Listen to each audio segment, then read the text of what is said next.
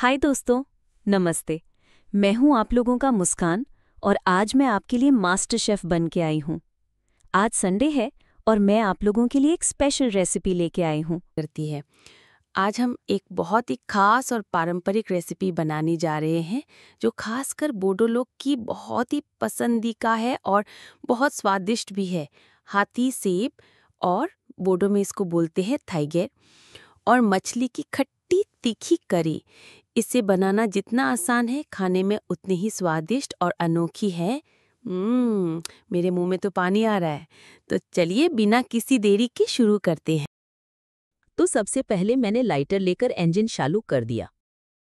मेरी हट्टी का सेब रेडी हो गया और कुकर में डाल दिया थोड़ा बॉईल करके सॉफ्ट और मुलायम करने के लिए। और दूसरी तरफ के इंजन भी चालू कर दिया। मछली भी मैरिनेट करके रेडी हो गया था, बस अभी तेल गरम में डालने के लिए हो गया। जब तक हमारा हाथी का सेब उबल रहा है हम मछली फ्राई कर लेते हैं। एक कढ़ाई में सरसों का तेल गरम करेंगे। मछली में थोड़ा नमक और हल्दी लगाकर गरम तेल में गोल्डन ब्राउन होने तक फ्राई कर लेंगे।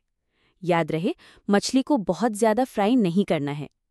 उसी तेल में अगर ज़रूरत हो तो थोड़ा और तेल डालकर प्याज डालेंगे और गोल्डन ब्राउन होने तक भूनेंगे। अब अदरक लहसुन पेस्ट और हरी मिर्च डालकर 1 मिनट और भूनेंगे जब तक कच्ची स्मेल चली ना जाए। अब सारे मसाले जैसे हल्दी, धनिया, जीरा और लाल मिर्च पाउडर डालकर थोड़ा सा पानी डालेंगे ताकि मसाले जले नहीं। मसालों को तब तक भूनेंगे जब तक तेल अलग ना हो जाए। हमारा उबला हुआ हाथी का सेब अब रेडी है। इसको मसालों में डालकर अच्छे से मिक्स करेंगे। अब फ्राइड मछली भी डाल देंगे।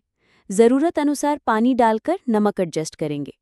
ढककर 5 से 7 मिनट तक धीमी आंच पर पकाएंगे ताकि सारे फ्लेवर्स एक दूसरे में घुल मिल जाएं।